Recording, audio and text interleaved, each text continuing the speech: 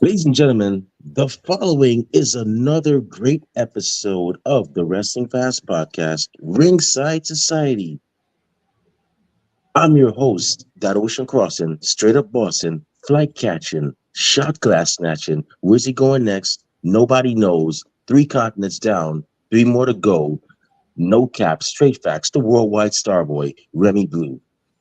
But it's not about me. You see, we have a special event today, one that has 10 great matches. All of them are exciting. All of them have a great build. And we're talking about AEW All In, which is live from jolly old England, more specifically London, England. And man, I tell you, it's definitely going to be a vibe. But before we go any further, our special guest joining us to give our predictions for AEW All In is a man who is very talented, a man we've had on our show from one of my favorite countries in the world. And I mean that with all my heart because I've actually lived there for roughly a year and a half. And it's one of the most underrated countries I've ever been to, Canada. Everybody, welcome to the show, Aiden MacLeod. How you doing tonight? How you doing today, sir? I'm doing great, Remy. How about you? Great, great, great. So how do I gotta ask you, Aiden? You know, you've been watching AEW for a while now. Since You've been tuning in every week. How do you feel about All In this year? uh, I gotta say, the headlining matches I'm not that keen on, but a lot of the undercard is what's exciting me this year. Okay, yeah. How would you say like the build up to these matches are? Would you say it's like been, kind of okay, or would you say like it's been well done, or would you say Uh, that?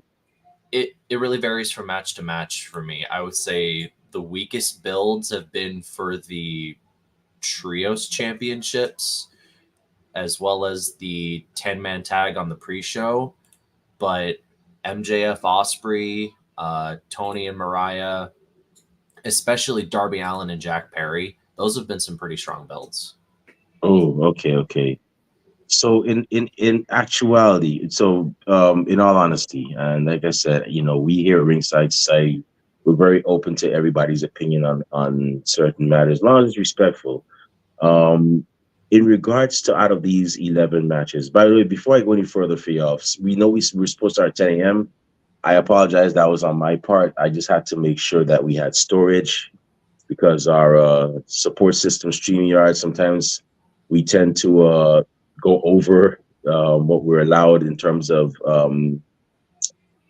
like storage. Like they give you a certain amount of hours where that you can actually have. If you go over that certain amount, you have to. Well, they say, hey, it's either not going to be saved or you got to make storage. So I apologize for the late start. We apologize for the late start. Um, we'll try not to let that happen a lot, but sometimes stuff happens. But um, out of the 11 matches, so I know I said 10, but I just realized it was 11.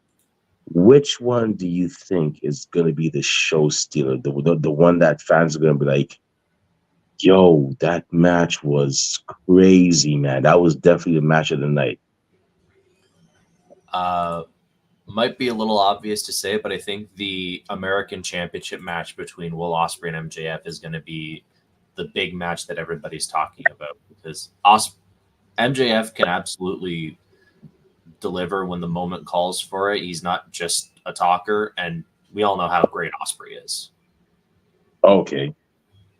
Yeah, Osprey and MJF, they've definitely been putting in the work for this match. The first match they had was definitely a banger, as they, which is I guess the new word for for a 5-star match now. You know, um, it to me, I think that's going to be one to watch. But I think the one that's really going to actually steal the show is going to be the Tony Storm versus Mariah May match. I think that the way those two women have been going at each other, the brutality, it's gonna be one for the record books. And I think they're definitely going to pull out all the stops on that one. That's the one I'm looking at right now. Yeah, that's a match where those two are going to be able to go at each other full force and not worry about the other person not really being able to take that hard hitting style that they learned over in Japan. Oh yeah, definitely. So with that being said, we have 11 great matches, two of which are going to be on the pre-show, and then we have nine others that are going to be on the main show. I'm honestly glad that Tony Khan kind of, he kind of, he's learning. He's learning. He has a, in my opinion, I know that everybody's like, no, Tony Khan is great. In my opinion, which I'm entitled to respectfully, I think he's learning bit by bit that, hey, having 13, 14, 15 matches is not the way to go. Yeah. And I understand he wants everybody to get a payday, but sometimes, business is business, and you gotta like just, do what's best, for not just for business, but for the future of that business. If you want to have longevity, especially in professional wrestling.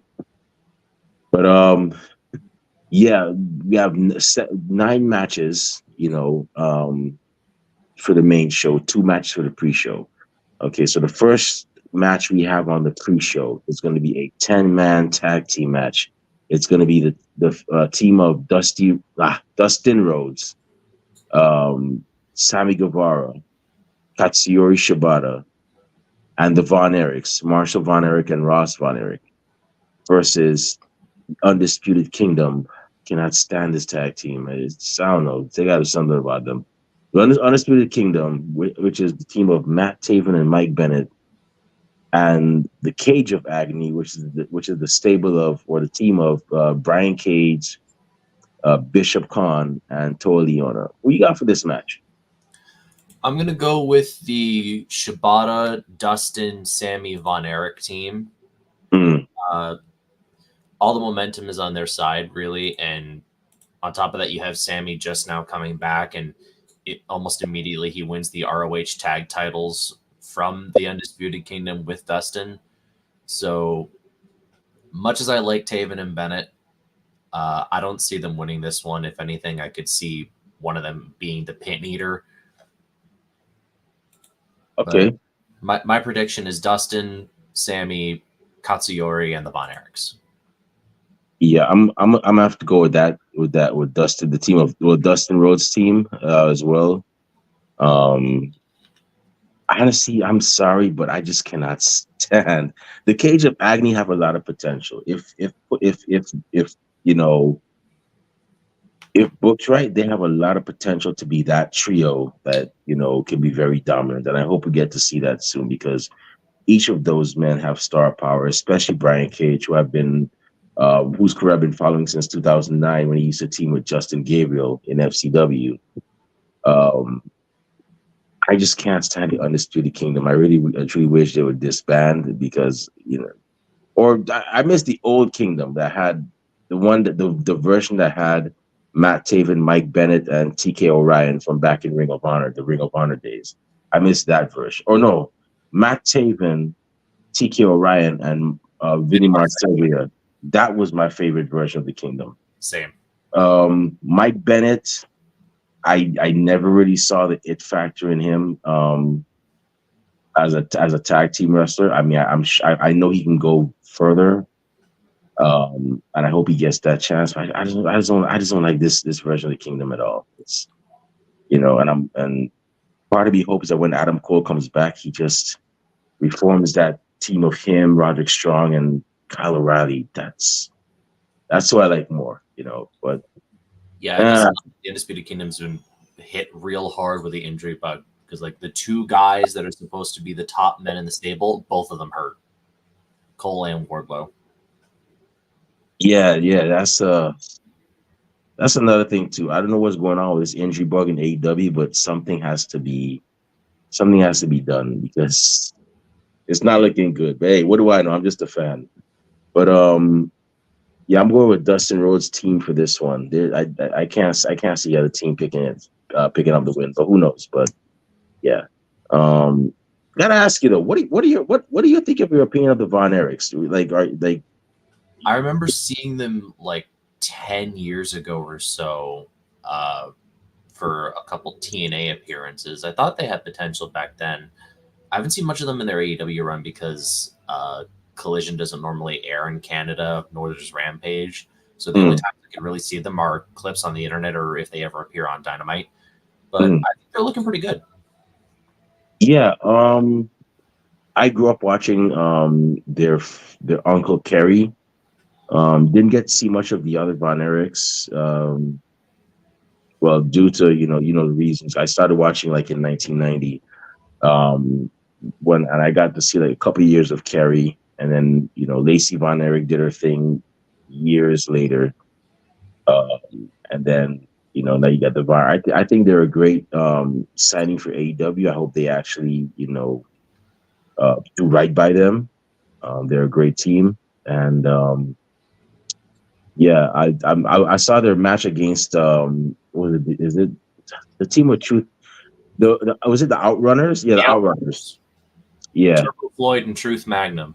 Turbo Ford and Truth Magnum. Who have actually who actually was I've actually been following them since OVW, like even before they were the Outrunners. And that match was a great match. I think AEW has two great teams there, and the tag team scene is the one thing about the tag team division AEW is definitely great. It's definitely a lot of talent there. But yeah, the next match we have is a mixed tag team match. Oh, this one is gonna be crazy. It's gonna be the mixed tag. The next match.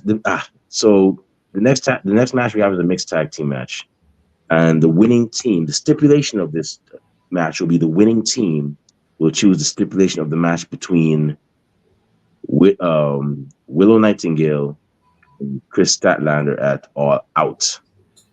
And of course, we have the team of Chris Statlander and Stokely Hathaway versus the team of Willow Nightingale and Tomohiro Ishii. Um, who you got for this one, Aiden? I think this one's going to see a lot of chicanery on the Statlander Stokely team, but I'm going to go with that one just so that Willow has a little more adversity to deal with when they get to the all out match. Okay. Uh, all right. So you're gonna go with Statlander. Okay. Honestly speaking, I think Chris Statlander and Stokely Hathaway are and looking at this, I know Stokely has some ring training. I mean, I think it's the beginning of his career. He was actually a wrestler. I think he teamed with Moose at one point 10 years ago. Um, at the end of the day, he's still the weakest link, but I think him and Chris Statlander, they're gonna pull something off and get the win. So I'm gonna go with Chris Statlander and Stokely Hathaway. Um, but I like the matches that these two women have been having have definitely had me hooked, and I like where they're going with this. The old saying, good friends better. Well, I think it's good friends better enemies. I This think is definitely that match. So the next match we have, um, now we're on the main show. Those were the two pre-show matches. The next match we have is a four-way London ladder match for the AEW World Trios Championship.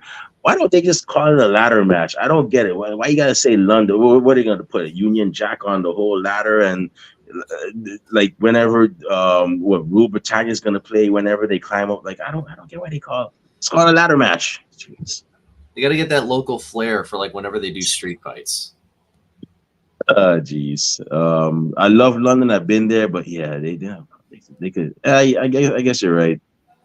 Um, so we have the first team in this match, which is going to be, which are actually the reigning champions, the Patriarchy, which is Christian Cage, Kill Switch, and Nick Wayne, or the defending champions, and they'll be accompanied by Mother Wayne versus the Bang Bang Gang, which is the team of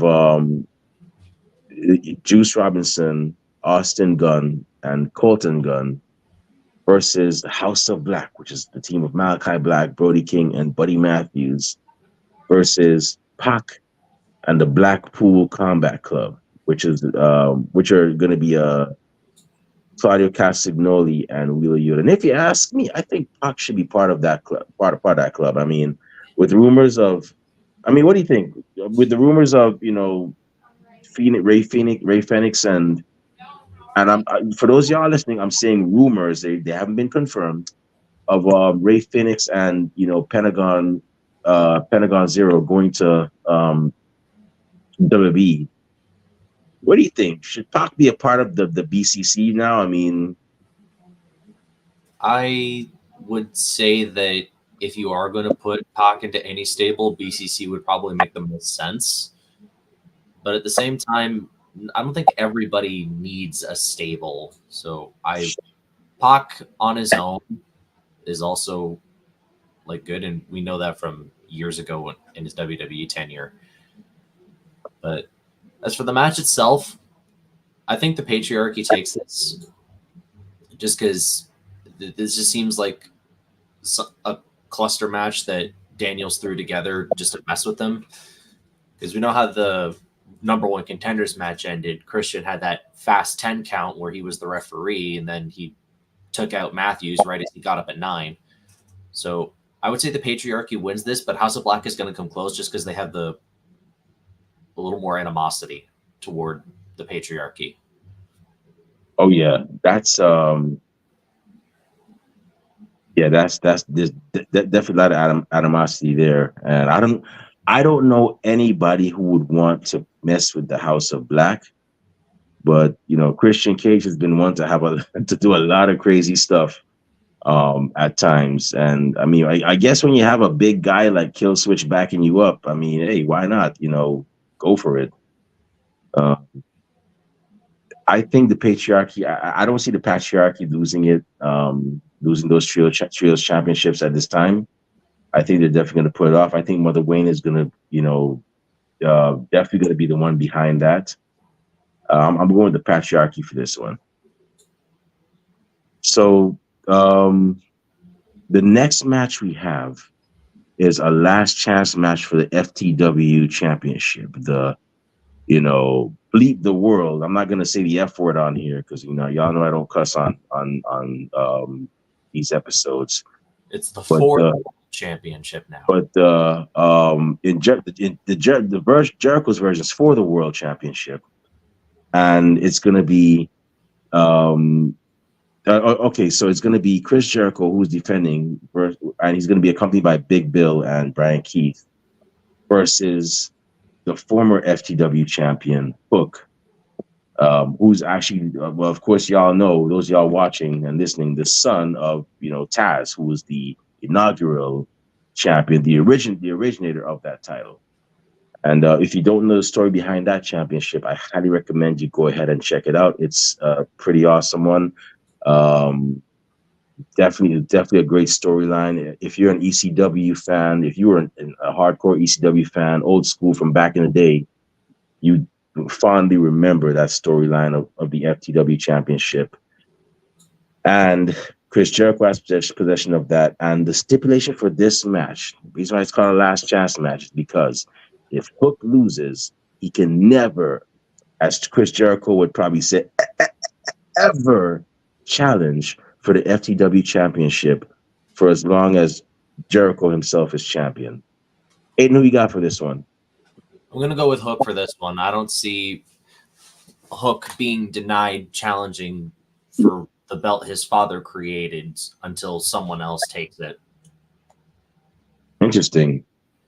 But I gotta ask you, don't you think it's time for Hook to move on from that and go maybe for another championship? Because I mean, he's talented. He's not too shabby in the ring. I mean, his appearance wise, you know, may have people, begging to differ, as to why he's even, in professional wrestling and so on.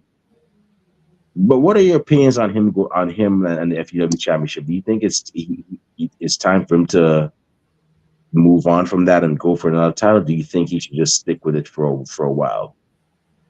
I would say have him win it back, and then you can quietly retire it and start chasing other titles. Okay, okay. Once, as long as he doesn't dump it into a trash can, a la Medusa. Yeah, no, not that. Um. Okay, so shoot, my computer's actually dying. Give me 1 second. I forgot to Okay. charge it. Technical difficulties, y'all. I'll be right back. Give me a second. Literally 20 seconds. Hold on.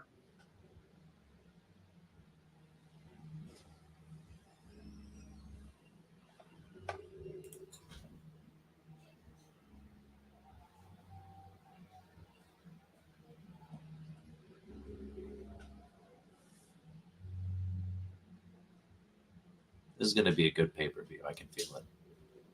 All right, it's been 20 seconds. Told y'all, I'm back. All right, so yeah, as long as he doesn't like throw it into the trash can a la Medusa from or Medusa Maselli, like back in the days of Nitro, that's cool. But I could see Hook. I got a feeling Hook is gonna do it. A lot of suplexes are gonna be given out, especially to Big Bill and Brian Keith.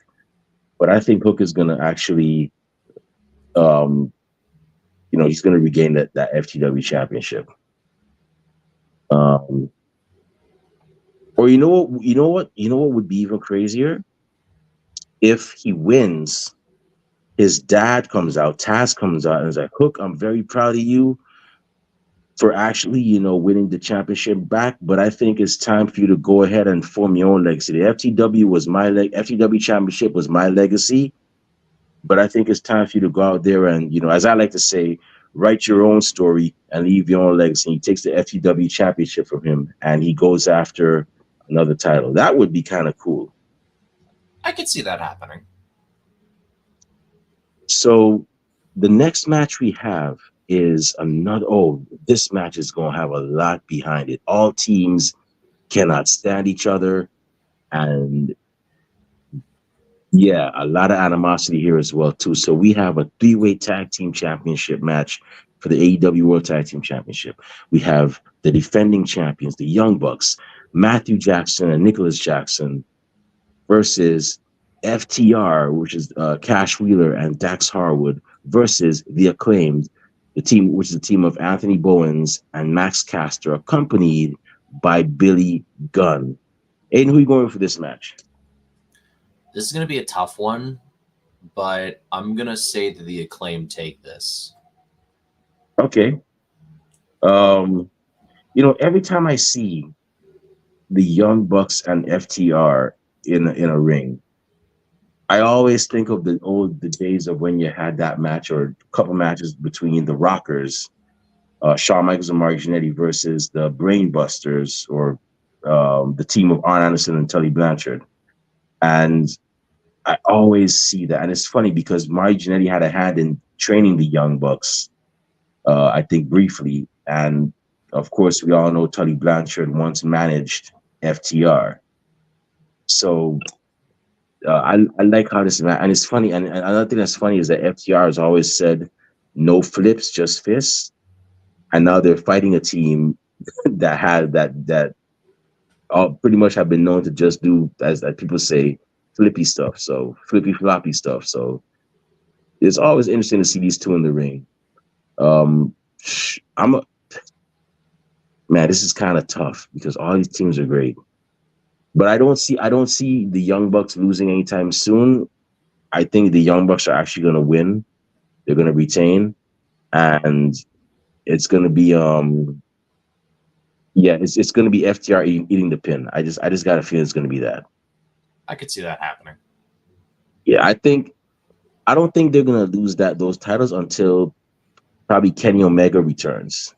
I could see a Kenny Omega and so don't tell me Kota Ibushi. I almost forgot the man's name. Kenny Omega or Kota Ibushi. I think I could see them taking the titles from there. I don't see the Young Bucks losing those titles anytime soon. Yeah, I'm gonna go with the Young Bucks for this one. The next match we have is a Casino Gauntlet match for a future AEW World Championship match. The winner's gonna get that. So Who do you got? Who do you have for this match? Well, who do you think is going to win it? Well, it's kind of hard to make that prediction when we don't know everybody who's going to be in the match. So far, all we have confirmed are Evil Uno, Adam Page, Orange Cassidy coming in at number one, Mark Briscoe, Kyle O'Reilly, and then Roderick Strong, Dustin Rhodes, and Matt Taven and Mike Bennett. So those last three guys are actually pulling double duty. Mm. But I think Page wins this one. Adam. Oh, okay. Oh, yes. He still has that beef with Swerve, and he wants his and he because Swerve broke into his house. Um. By the way, Swerve is doing very top notch heel work. I like that. He did something that not even Randy Orton in his heyday was doing. That was invading somebody's house and standing over. That is like top notch heel work like Swerve is doing. I like that. Um, so I think Adam Page is gonna win it because he's been determined to get that title back. I would like to see Orange Cassidy get that win and getting them get on the world title scene, but it's probably not gonna happen right now. But it's probably gonna happen soon. But I could see Page winning it and then fighting whoever. But that would mean that Brian Danielson would probably lose his match then. Uh, Most likely. Hmm, interesting. We'll have to see. So the next match we have is a coffin match for the AEW TNT Championship, and it's going to be the defending champion Jack Perry versus Darby Allin. Um, and who we going for this one? Well, I think that with Darby challenging for the world title at All Out, if I recall correctly, I know he does have a title match coming up against the world champion. I think Jack wins this match here. He needs the win more than Darby does. Okay. Um, the scapegoat versus Darby Allin. Wow. And the funny thing is, Jack Perry wanted this coffin match, and Darby Allin does the coffin drop. That's it's very interesting. I think Jack Perry's going to pull it off, though. I don't like I said, I don't see nobody the elites as they call it losing. So I think Jack Perry's it's going to be a hard fought battle, but by the skin of his teeth, I think Jack Perry's gonna win. Oh yeah, it'll be close. Um, the next match we have is a singles match for the AEW American Championship, and it's going to be everybody's favorite Patriot, um, MJF, Maxwell Jacob Freeman, who knows he's better than you and you should know it. Who says he's better than you and you should know it, versus the ultimate bruv, Will Osprey. Um, who you got for this one? I don't see any timeline where Will Ospreay loses this match. He's gonna win it. Okay. Wow. This is. Hmm. These two men have been through the ringer. Oh man. I guess I would have to say, I'll probably say MJF is going to pull it off because MJF, he probably has somebody in his pocket that's waiting in the wings that's going to help him. That's what MJF is. He can't. A heel MJF fighting alone is kind of like unheard of. I would even go as far as say MJF is kind of, although people compare him to the Miz, he reminds me of Ric Flair. Always has somebody as his backup. Could never, He's always got but just something in his pocket. yeah. So I'm gonna go with MJF retaining. I think he's gonna retain. I will point out though, MJF apparently tweeted that he's somehow had the Dynamite Diamond ring stolen from him. Okay. So it seems like he won't have the ring with him. Mm. I think he'll think of something. Knowing him, he'll think of something. Although I do wish that what AEW would have done, which was try to sign, I don't know if you've ever watched MLW, but there was a team of him, Richard Holiday, and Hammerstone. And I wish they would have tried to bring that team over to AEW because I mean that to me, I think that would have been the best suited team for him. Although Wardlow wasn't bad. Wardlow being a psychic wasn't bad, but if they had like Hammerstone with him before, if they were able to sign Hammerstone and bring him in with MJF, Hammerstone eventually goes off on his own, and Hammerstone can definitely, he definitely has the star power to carry that story. Oh, he's been doing Um, great work in TNA. yeah, yeah, he definitely has that star power more than Wardlow, and I've always seen that with him since his West Coast Wrestling Connection days from like back in 2018. But yeah, I don't see MJF losing this title for some reason. The next match we have is a singles match for the AEW TBS Championship.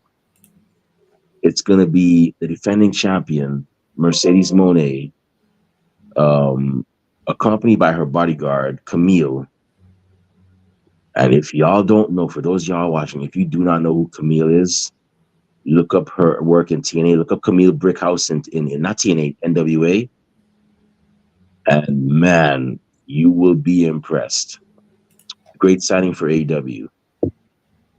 And she'll be defending against Dr. Britt Baker, DMD. Aiden, who you going for this one? My heart wants to say Britt Baker, but I'm going to go with Mercedes Moné. It's too early in the reign for her to be losing now. Yeah, there's been a lot of back and forth here between the two of them. And, the one altercation they got into, um, Camille came out and helped, she helped Mercedes Moné and she took out Britt Baker. Um, she's definitely going to be a huge factor in this match. I see Mercedes Moné retaining. I don't see her losing though. And I normally do a general prediction, so I'm gonna save my general prediction for sometimes we have wild predictions. We always, welcome all predictions because you never know. It's professional wrestling. Anything could happen. But in regards to this match, I have a general prediction for that as well after we're done with all these matches, which is going to be very soon because we have two more to cover and that's it. So, yeah, I'm going to go with Mercedes Moné retaining. So the next match we have is a singles match for the AEW TNA. I'm sorry, the AEW. Sorry, I don't know why I got TNA in my mind. So we have a singles match for the AEW Women's World Championship, and it's going to be the defending champion, Timeless Tony Storm, AEW's Marilyn Monroe, who we love so much, defending against a woman who she briefly mentored, the glamour Mariah May. And why do I have a feeling that somewhere down the road they're going to team up and they're going to be called Timeless Glamour? I don't know why. Sounds great though. Who you got for this one, Aiden? I have a general prediction of my own for this match, but as for the result itself, I'm going to say Mariah wins. Okay. All right. I'm gonna go with Mariah too, and I have a general prediction as well. And I think we might be on the same page. I think so. But yeah, I'm gonna go with Mariah winning this one. Lots of I think somebody's gonna bleed in this one too. I think this match somebody's hard hitting. Somebody's definitely gonna bleed. Oh, someone's getting color, that's for sure. Or both people might bleed. I don't know, but there's definitely gonna be blood. Um, the next match we have, the last match, the match of the night, the main event. It's going to be a title versus career match. Somebody's either going to win somebody's going to retain and go on, or somebody might and somebody might lose and go home to their family, or somebody might actually become a new champion and carry on with their career and finally achieve that one goal of win the big one. And the people, the two competitors that we have are the defending champions, Swerve Strickland, with Prince Nana versus Brian Danielson.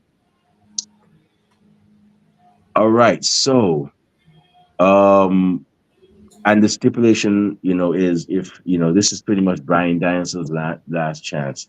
If he wins, he becomes the new AEW World Champion. He has made it. The crowd is gonna chant yes, yes, because Brian Danielson is a is the new champion. But if he loses, the dream is over. The journey is over. Time to pack it up, leave the boots in the ring, go home, and be a family man. Not that there's nothing wrong with that. Family is always great. You know, being a family man is not a bad thing. But this is what faces Brian Danielson right now. Aiden, who are you going with for this match? I'm going to go with neither and allow me to explain why. The Casino Gauntlet stipulation says that the winner gets a title shot anytime, any place.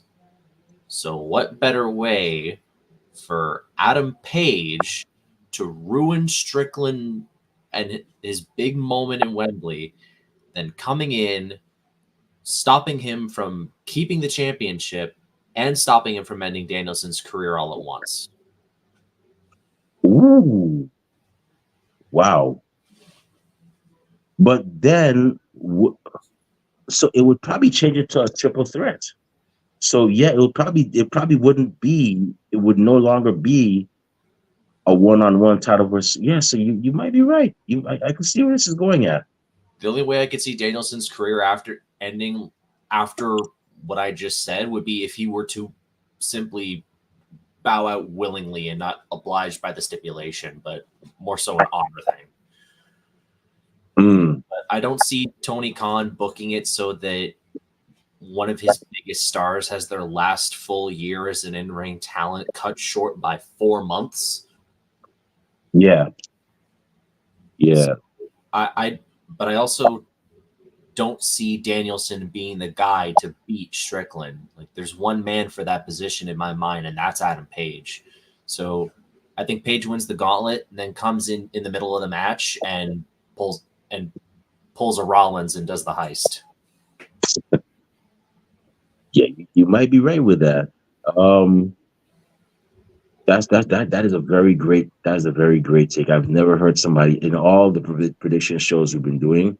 I've never heard anybody say neither. That's Aiden. You probably could be a booker for a promotion. I'm telling you, you got some there, my friend. Trust me. Thank you. You're definitely got something going there.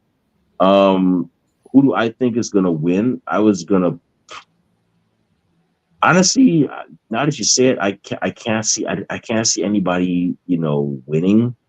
But however, if I were to have to choose somebody, it would probably be Brian Danielson, just because it's his last chance, and I don't think he's gonna.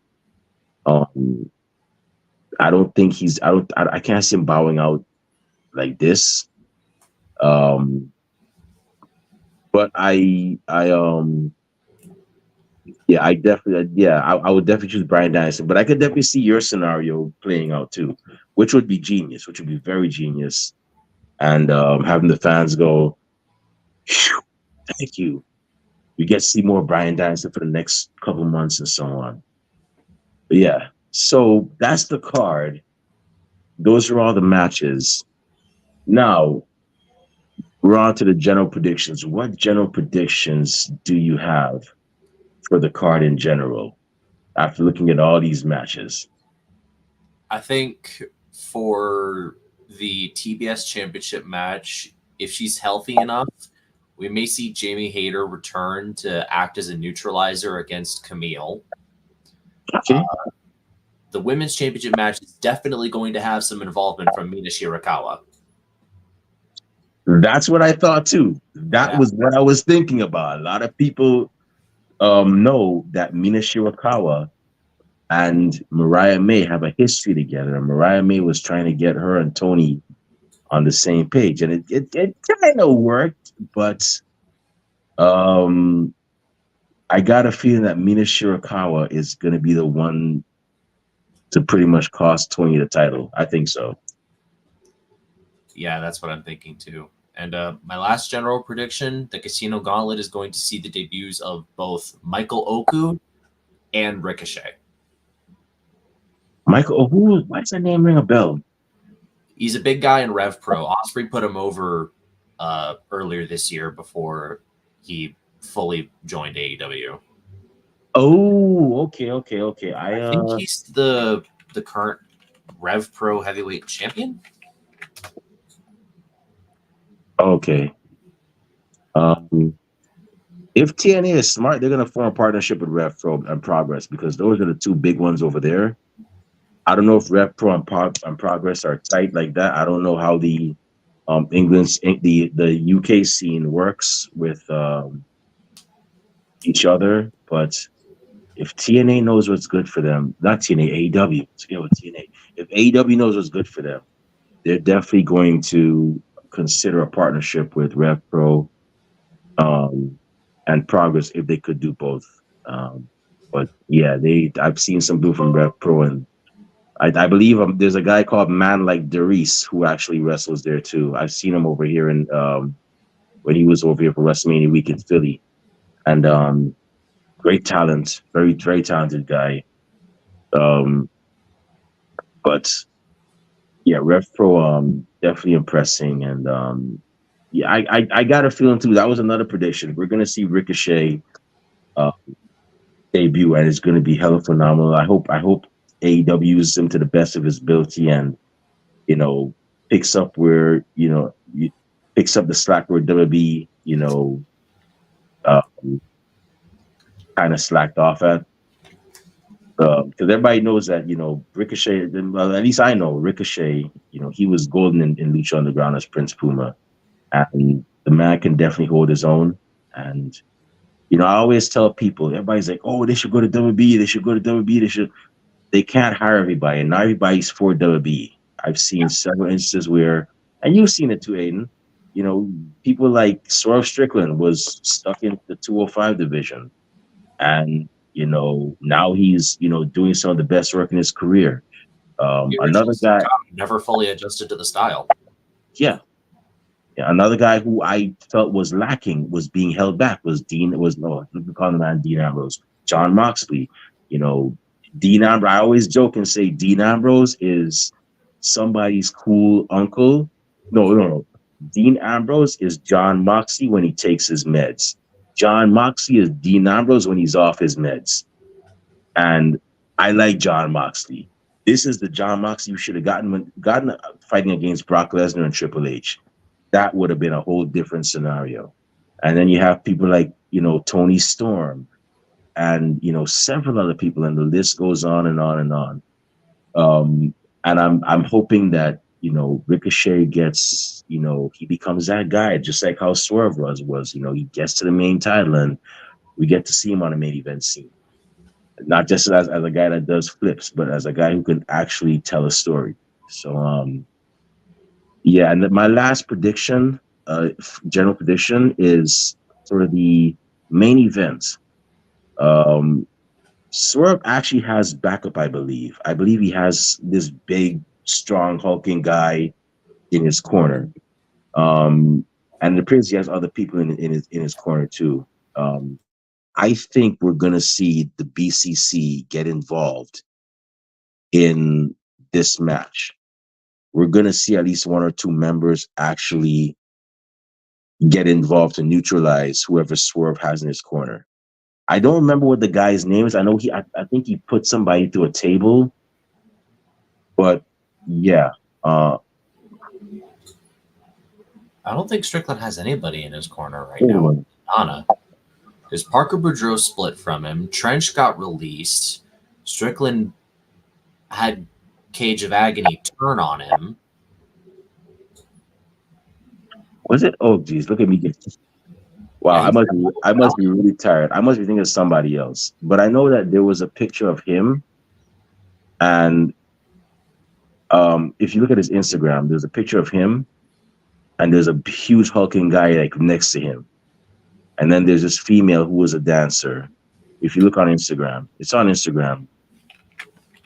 I'm thinking that if that guy's a wrestler, which I think he is, he's going to get involved, and the BCC might neutralize that threat.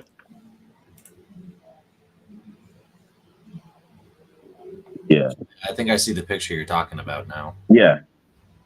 I think it's in black and white. I think, but I know Swerve is there. There's a guy with his shirt off. Looks like he definitely trains to be a wrestler. And then there's a female, gorgeous female next to him who if that might be his wife. Swerve, if that's your wife, my apologies. Didn't mean to say that. But I think she's a dance. She danced for one of his entrances at one point. But if that guy is in his corner, we might see the BCC come out to neutralize him. But yeah, that's all I got. That's all I got for the That's all I have for the prediction show and for the pay per view.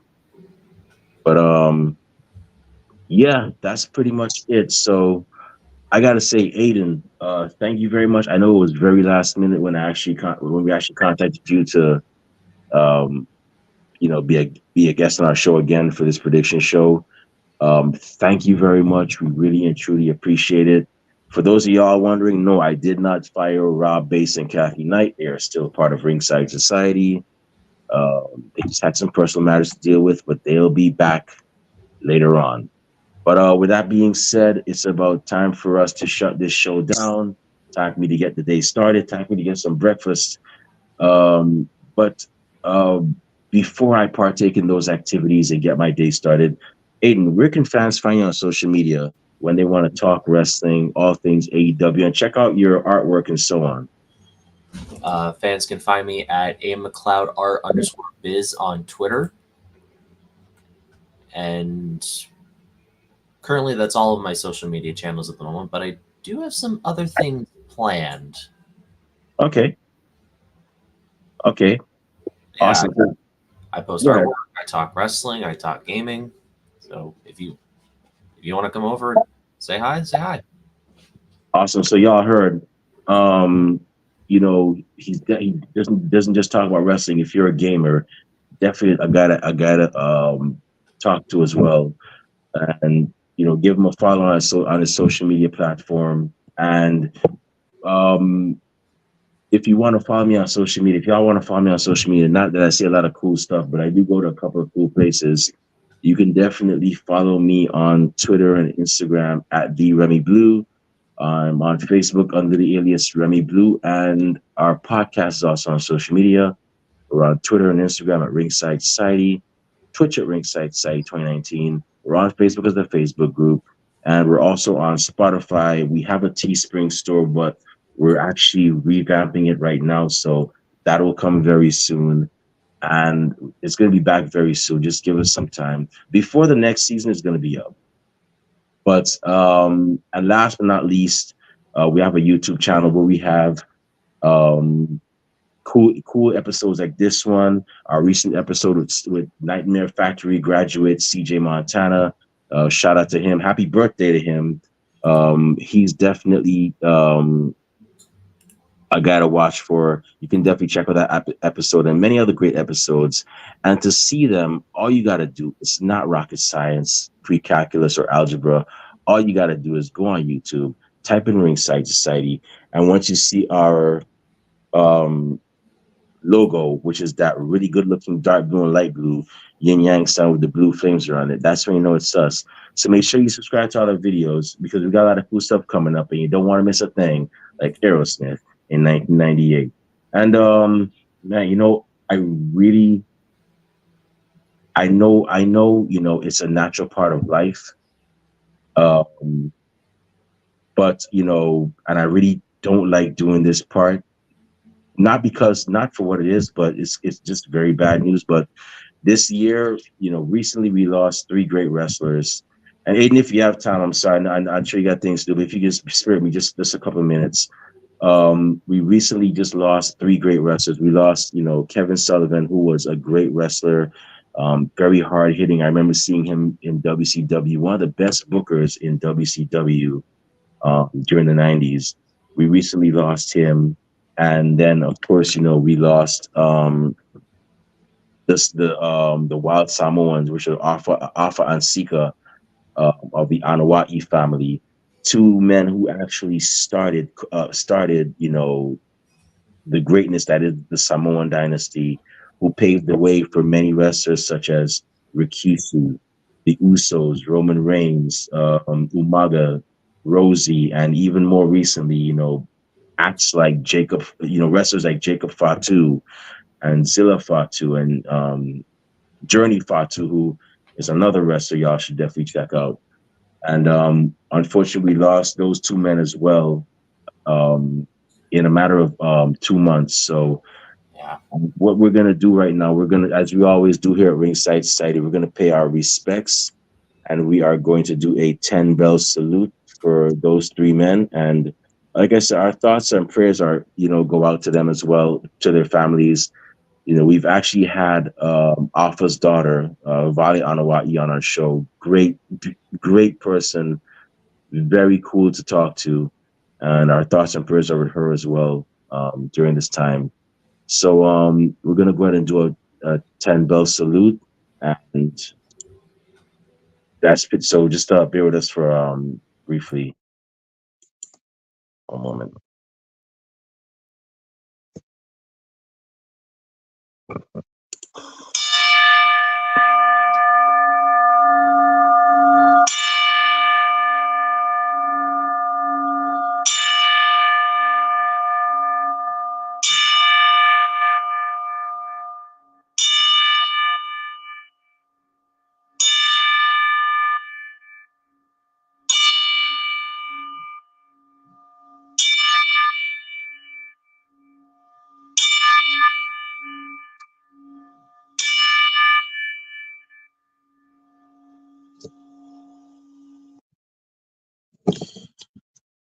Thank you for all the matches and memories y'all gave us. And with that being said, we just want to thank everybody tuning in live tonight. Thank you very much. We really and truly appreciate y'all, watching us do our thing here at Ringside Society. We strive on being one of the best wrestling podcasts a wrestling fan could, should, and would listen to, and we're not going to stop, being that as well.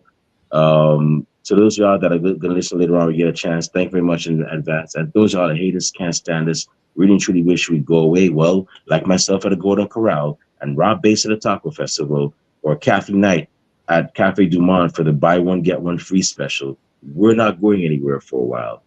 And we just want to everybody know that we are very well and aware, and we're not angry at it either. Everybody and their grandparents and their parents have a podcast. But guess what? We're not your grandparents' podcast. We're not your parents' podcast. As a matter of fact, we're not just any podcast. So with that being said, I'm gonna say it right now. One time for the mind, one time for the people, one time for the wrestling culture, one time for our guest, the very talented Aiden MacLeod. Man, I gotta check out Canada, man. Y'all got it going on over there. And one time for the great city of London and AEW All In. We're the Wrestling Fans Podcast, Ringside Society, and we'll be back next week with another impressive guest on another impressive show and a couple of important announcements. But until then, we just have four favors for y'all. Stay safe, stay healthy, be excellent to each other, and enjoy wrestling. We out. Peace. Have a good day.